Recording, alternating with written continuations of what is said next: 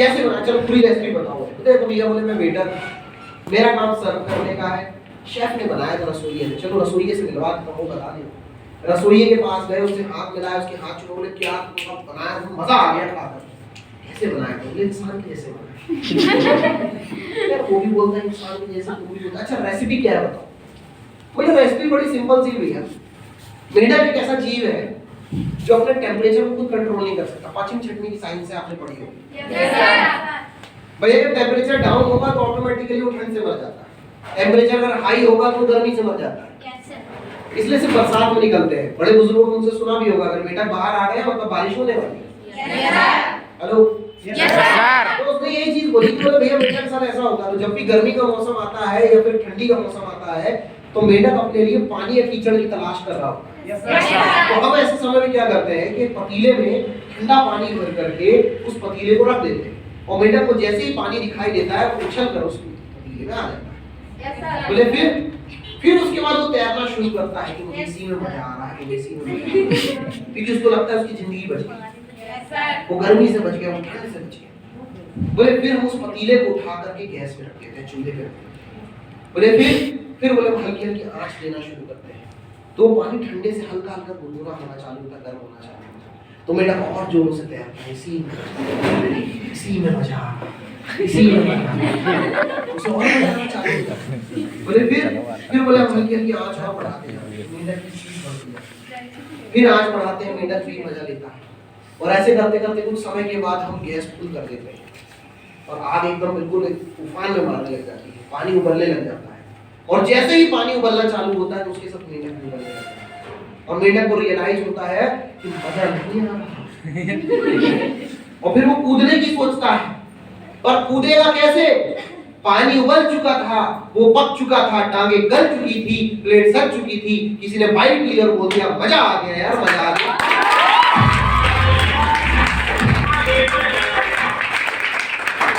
बोले भैया ये बात तो समझ में आ गई कि कैसे पकाया, लेकिन इसमें इंसान के जैसा क्या था। बोले इंसान के जैसा। बोले भैया बिल्कुल इंसान जैसा। इंसान की जो सही मायने में आजकल समझदारी की उम्र है वो है 13-14 साल। Yes sir. जैसे 13-14 साल की उम्र में पहली बार दहलीज पे पैर रखता है व्यक्ति, मतलब पहले होता था लोग स्वीट 16 बोलते थे, आजकल स्वीट 13-14 बोल रहे हैं। 13-14 साल की उम्र हुई, पहली बार किसी के साथ अफेयर हुआ, पहली बार हाथ में मोबाइल आया, और उसके बाद चालू हुई इनकी जिंदगी, इनकी फेसबुक की दुनिया, इनकी व्हाट्सएप की दुनिया, इनकी इंटरनेट की दुनिया। मतलब यकीन मानो ये किसी और यूनिवर्सिटी में जाए ना जाए, लेकिन व्हाट्सएप की यूनिवर्सिटी में जितनी पढ़ाई कर ली होती है इन्होंने, इनको ऐसा लगता है कि हमको सब पता है। Yes sir. और आलम ये कोई भी कुछ भी समझाने आए, कोई की बात समझ में आती कि नाइट जैसे ही होगी, 10 जैसे ही बजेगा, घर वाले जैसे ही सोएंगे, उसके सोना खाना खाएगा, इनका भी चालू हो जाता है, सोना चाबू बाबू अदरक मिर्चा लहसुन, और इनको कोई कुछ भी समझा ले, ये बोलता है आपको कुछ ही नहीं करना, हमको इसी में मजा।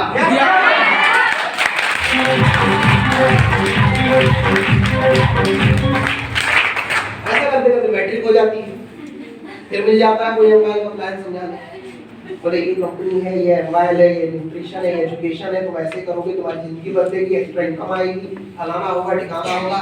बंदा बोलता है वो सब ठीक है, अभी नई वाली मिली है, अभी इसी में मजा। ये वाला आलम हो जाता है। अब ऐसे कर करके उसका भाई 12वीं का कंप्लीट होता है, कॉलेज में जाता है, तो कॉलेज की तो बात ही नहीं रहती। वहाँ पहली बार लड़कों का सर्कल बनता है, 2-4-10 लोग मिलते हैं, बोलते भाई तेरे को कोई भी परेशानी है भाई को याद। अब उस समय तो आलम ये कि कॉलेज से बाहर मतलब जैसी क्लास से निकले और सामने के टपरे में गए तो उसके बाद तेरे को एक चीज दिखाई देती,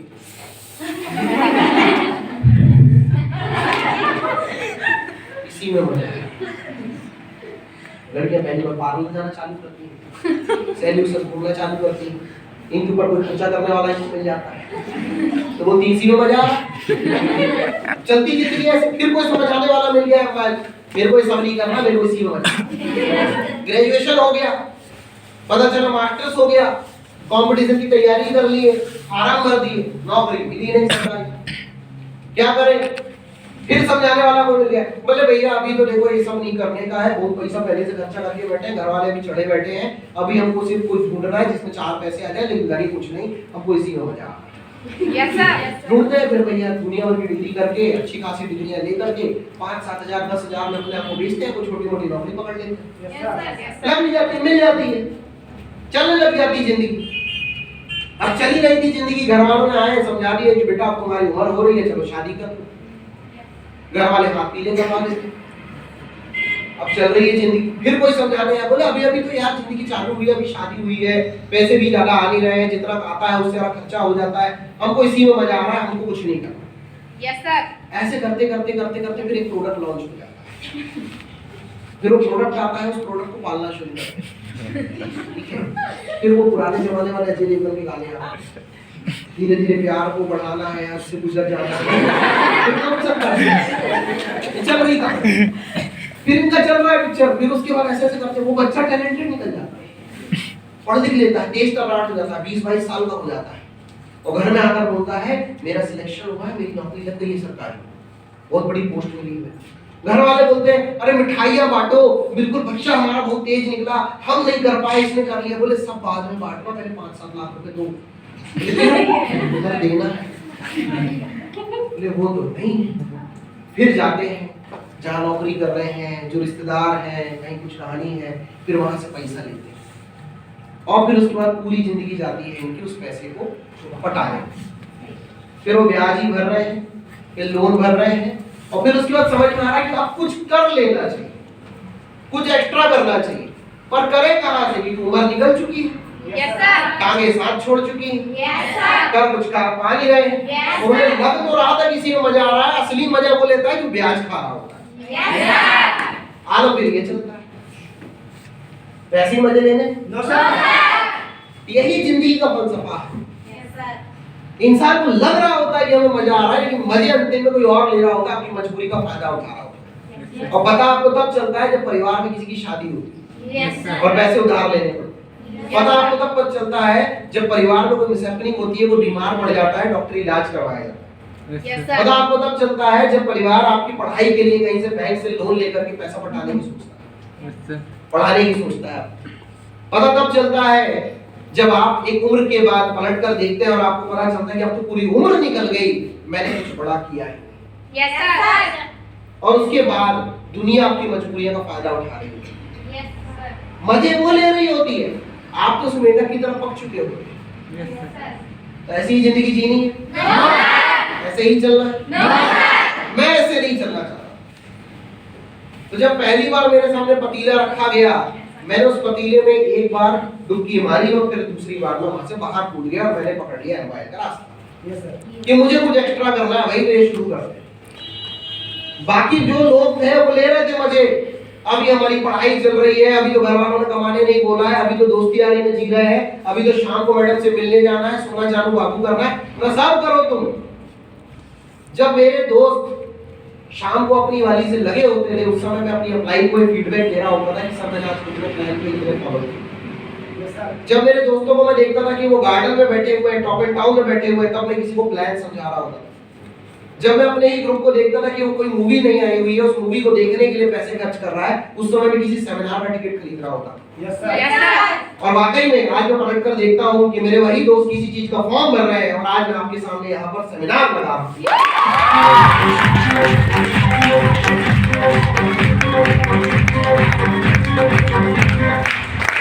तो dear boys and dear girls, decision लेना पड़ता है। जिंदगी में आप कहाँ पहुंचोगे ये डिपेंड करता है कि आज आपने क्या डिसीजन। Yes sir. डिसीजन लेकर जाओ। वो डिसीजन ही है जो आपके लिए डिसाइड करेगा कि मजे कौन ले रहा है, आप ले रहे हो या सामने वाला ले रहा है। Yes sir. लेकिन जब डिसीजन लेने की बारी आती है ना, तो सबसे बड़ी कहानी लोगों के बीच में ही चलती है, सब ठीक है सर लेकिन भरोसा कैसे करें, यस सर। विश्वास नहीं हो पा रहा। बोलते हैं मोबाइल में साहब ऐसा करो, विश्वास की भी कोई गोली बनाओ, उसका भी कोई जूस पिलाओ, उसका भी जूस बनाओ, ये ML45 बंद करो, आप विश्वास का जूस। Yes sir. लोगों को बुलाएंगे, एक एक ढक्कन पिलाएंगे, एंट्री का पैसा ले लेंगे। विश्वास का जूस, यस सर। विश्वास का कोई जूस नहीं होता। Yes sir. विश्वास की कोई गोली नहीं है, यस सर। विश्वास का कोई चेहरा भी नहीं है। Yes sir. विश्वास तो विश्वास है जो आपको खुद करना पड़ता है dear boys. Yes sir. Yes sir. और विश्वास करके ही काम चलता है।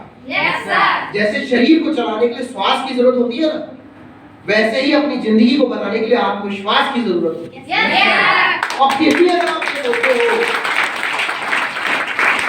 फिर भी अगर आप ये बोलते हो कि नहीं सर, विश्वास का कोई चेहरा चाहिए, तो मैं कुछ नाम आपके सामने ले रहा हूं। और वाकई ये विश्वास के चेहरे, जिनके पास कुछ नहीं था, पैसे नहीं थे, कोई सोर्स नहीं था, कोई समझाने वाला नहीं था, कोई बताने वाला नहीं था, सिर्फ एक चीज थी, विश्वास, जिसकी वजह से मैं और आप, हम सब उनका नाम जानते हैं। और जब भी कहीं मोटिवेशन की बारी आती है, जब भी कहीं प्रेरणा की बारी आती है, जब भी कोई प्रेरित करने की बारी आती है, तो हर शख्स की जुबान में इन लोगों का नाम। Yes, sir. 400 साल हिंदुस्तान में मुगलों ने राज किया। Yes, sir. देखो, मैं किसी धर्म विशेष पर टिप्पणी नहीं करता, तो प्लीज बुरा नहीं मानना। मैं क्या बोलना चाह रहा हूँ, उस बात को समझने की कोशिश करें। Yes, sir. पूरे हिंदुस्तान से हिंदू राजा खत्म हो चुके थे, पूरा इंडिया मुगलों का गुलाम बन चुका। मुगल साम्राज्य कहा जाता था, हिंदुस्तान नहीं कहा जाता था उस समय। Yes, sir. और आलम ये हुआ कि 13-14 साल का बच्चा, उसके मन में आ गई ये बात कि नहीं, हिंदुस्तान को हिंदू राष्ट्र बना दूंगा, पूर्ण स्वराज लेकर के आऊंगा। और उसके अंदर विश्वास था कि मैं ये चीज कर जाऊंगा। और 13 साल के उस बच्चे ने पूरे हिंदुस्तान के अंदर भगवा लहराया। और आज हम सब उस विश्वास को शिवाजी महाराज के नाम से,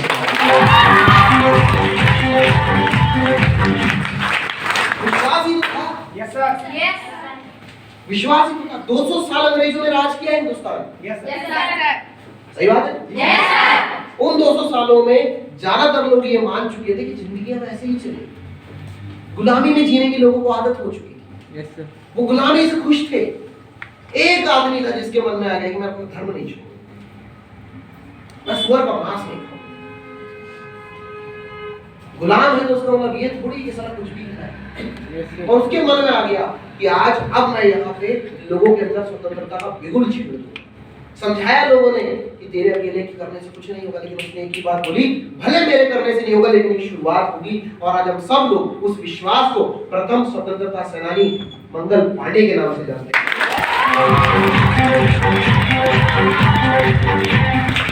विश्वास ही तो था। Yes, sir. विश्वास। Yes, sir. कुछ लोग बोलेंगे यार नहीं सर, वो तो ठीक है, लेकिन हम छोटे से गांव से बिलोंग करते हैं, हमारे आसपास सोर्स नहीं है, फलाना नहीं है, ठिकाना नहीं, और भी तरह की। मैंने पहले ही कहा, मैं किसी धर्म विशेष पर टिप्पणी नहीं करता, मैं किसी समाज की बात नहीं कर रहा हूं, मैं सिर्फ इतिहास के कुछ नाम आपके सामने ले रहा हूं जो अपने आप में विश्वास है। एक और शख्स था, वो भी एक बहुत छोटे समाज से बिलोंग करता था, छोटे से गांव से था, पढ़ाई करने का अधिकार नहीं था, पानी पीने का भी अधिकार नहीं, लेकिन उस व्यक्ति के अंदर एक चीज थी, विश्वास की मैं कुछ करके दिखाऊंगा। और आज हम सब जानते हैं, क्योंकि उन्होंने भारत के संविधान की रचना की, लोकतंत्र में सबसे बड़ा नाम कहा जाता है, हार्वर्ड यूनिवर्सिटी के बाहर भी स्टैच्यू लगा हुआ है नॉलेज सिंबल के नाम से। और हम सब उस विश्वास को बाबा साहब अम्बेडकर के Yes, sir.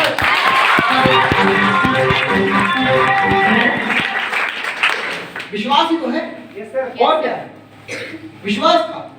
विश्वास था जहां एक आदमी जिसे ट्रेन से फेंक दिया गया और कह दिया गया कि dogs and Indians are not allowed, उस बंदे ने विश्वास किया, तुमने मुझे ट्रेन से बाहर फेंका है, मैं तुम्हें देश से बाहर फेंक दूंगा। और हम सब उस विश्वास को महात्मा गांधी के नाम से, Yes, sir.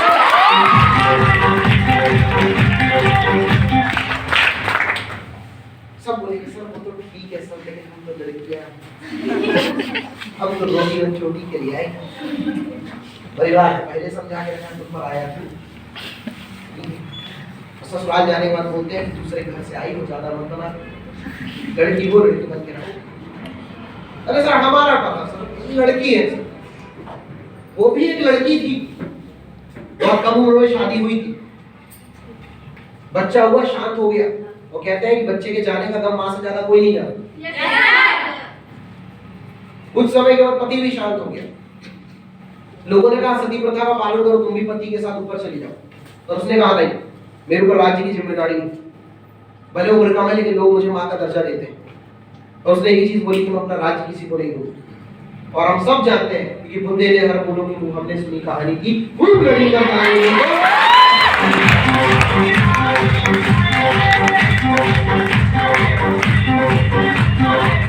विश्वास ही तो था कि जिसकी वजह से आज मर्दों में अगर मर्दानी थी तो झांसी वाली रानी। Yes, sir.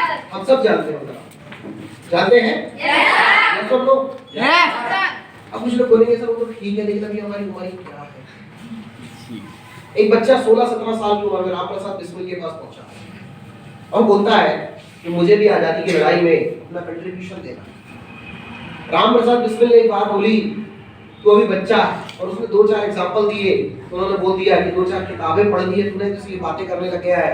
अभी अंग्रेजों के 2 डंडे पड़ेंगे ना, तो उसके बाद मामा और बाबा चिल्लाते फिरेगा, दिखाई नहीं देगा, खून बहाना पड़ता है, तब जाके आजादी मिलती है। उस 16-17 साल 18 साल के बच्चे के अंदर का मोटिवेशन, उसने एक भाले के ऊपर हाथ रख दिया, खून बहने लग गया, और उसने एक ही चीज बोली, खून बहाना कोई बड़ी बात नहीं, अगर बात देश की आजादी के खून बहाना हम भी जानते हैं। और राम प्रसाद बिस्मिल मोटिवेट हो गए। उन्होंने बोला तू एक दिन बहुत बड़ा नाम करेगा, एक दिन ऐसा आएगा लोग महात्मा गांधी को अगर पूछेंगे तो तेरा भी नाम लेंगे। और सिर्फ 23 साल की उम्र में उसे फांसी दी गई। फांसी जिस दिन डिक्लेयर थी उसके एक दिन पहले फांसी देनी पड़ेगी, पूरी अंग्रेजों के तख्त को हिला के रख दिया था। और हम सब लोग उस विश्वास को शहीद भगत सिंह के नाम से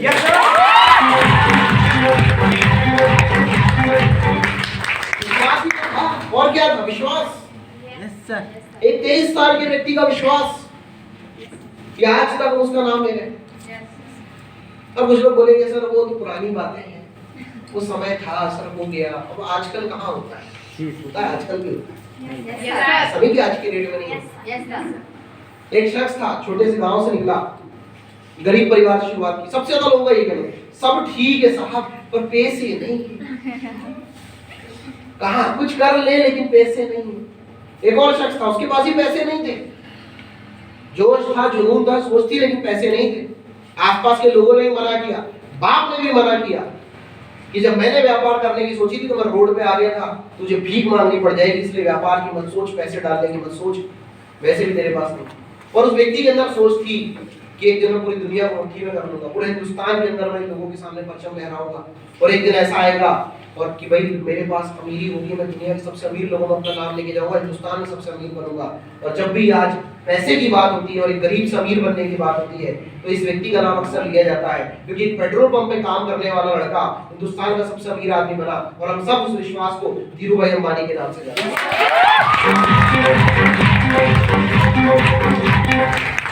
और अगर इस सेमिनार में टाइम की कमी नहीं होती तो यकीन मानिए मैं आपको 1000 ऐसे लोगों के नाम बता देता जिनके पास अपना धंधा शुरू करने के लिए पैसे नहीं थे, लेकिन उन्होंने आज अरबों खरबों की संपत्ति खड़ी कर दी। Yes sir. वो आपके बीच से भी हो सकते हैं, वो आपके गांव से भी हो सकते हैं, वो आपके परिवार से भी हो सकते हैं। Yes sir. लेकिन उनके पास सोच थी, उनके पास विश्वास था कि हम करेंगे। Yes sir.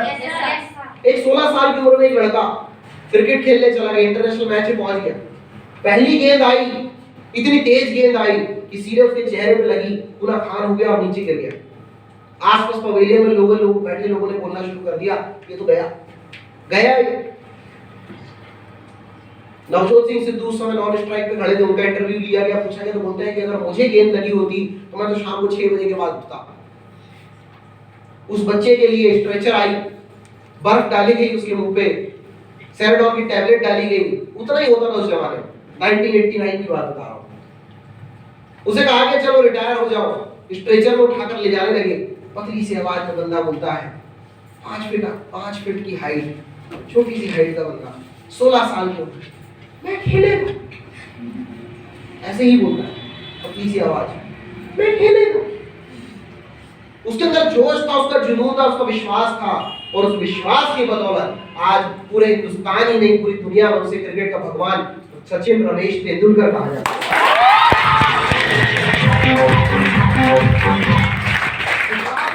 और क्या था? विश्वास। उस दिन उसके पास सिवाय विश्वास के कुछ नहीं था। एक आदमी ने चाय बेच के जिंदगी की शुरुआत की।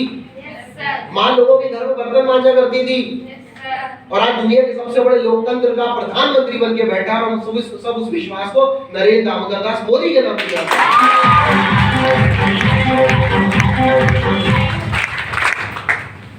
भाई लोग बोलते हैं कि यार मैं छोटे परिवार से, गांव से हुई, गांव से निकली हुई महिला, एक छोटे समाज से निकली हुई महिला आज इस देश की राष्ट्रपति बन के बैठी हुई है। हम सब उस आदिवासी महिला को द्रौपदी मुर्मू के नाम से जानते हैं।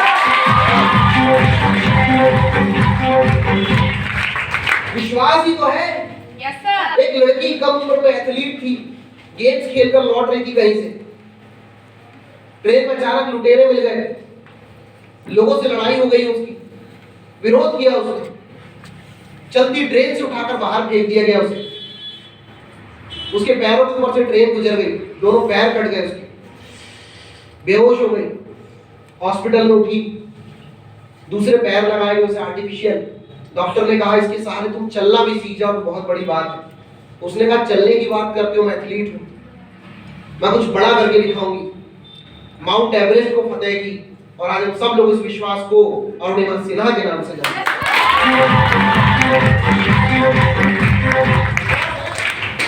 विश्वास ही तो है और क्या है। और आज ऐसे लाखों एग्जांपल है हमारे पीछे।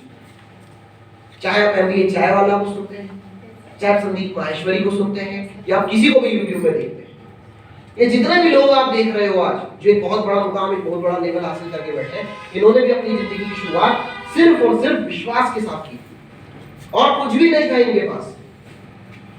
आज से लगभग 13-14 साल पहले एक लड़का जिसने मोबाइल का प्लान देखा, जिसके परिवार ने पढ़ने के लिए उसे भेजा हुआ था, जिसके पास पैसे नहीं थे, जिसे ये समझ नहीं आ रहा था कि चलेगा कि नहीं चलेगा, जिसे लोगों से बात करने में डर लगता था, शर्म आती थी, आज वो बंदा आपके सामने 1 करोड़ रुपए से ज्यादा कमा करके खड़ा हुआ है। और उस विश्वास को आप सब लोग अभिनीत साहू के नाम से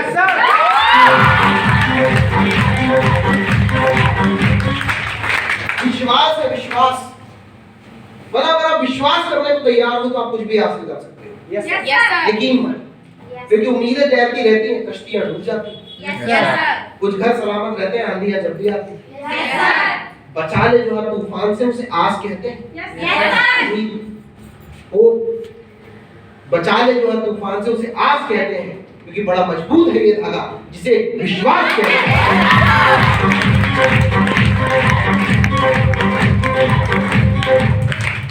तो क्या विश्वास करने को तैयार है? जिंदगी बदलने को तैयार है? कारों से घूमने को तैयार है? अपना बंगला बनाने को तैयार है? विदेश की यात्राओं के लिए तैयार है? शादी के टूर के लिए तैयार है? विश्वास करने को तैयार है? एमआईएम के लिए तैयार है? रोका किसने? रोका किसने? किसी ने नहीं रोका है, रोका सिर्फ अपने अंदर वाले ने। उसे समझाओ, उसे मनाओ कि नहीं मुझे करना है, यस आई कैन। क्योंकि आपकी जिंदगी में बदलाव अभिनीत नहीं लेकर आएगा, आपकी जिंदगी में बदलाव वही व्यक्ति लेकर आएगा जो इस समय आपकी चेयर के ऊपर बैठा हुआ है। You are the creator of your own destiny. आप अपने भाग्य के स्वयं निर्माता हैं। अगर आप ठान लेते हैं ना तो आपकी जिंदगी बदल सकती है। और वैसे भी किसी ने बड़ी प्यारी बात कही है कि मान लो तो हार है और ठान लो तो जीत है। तो तैयार है? तैयार है? तो शुरुआत कीजिए दोस्तों। बहुत जबरदस्त सिस्टम है, बहुत शानदार ऑर्गेनाइजेशन है, बहुत जबरदस्त ग्रुप है। एक बार मुझे मौका मिला था, आज आप सबको मौका मिला है, और यकीन मानिए कामयाबी से किसकी रिश्तेदारी है। आज से 14 साल पहले मुझे मौका मिला, आज अब सबकी बारी है।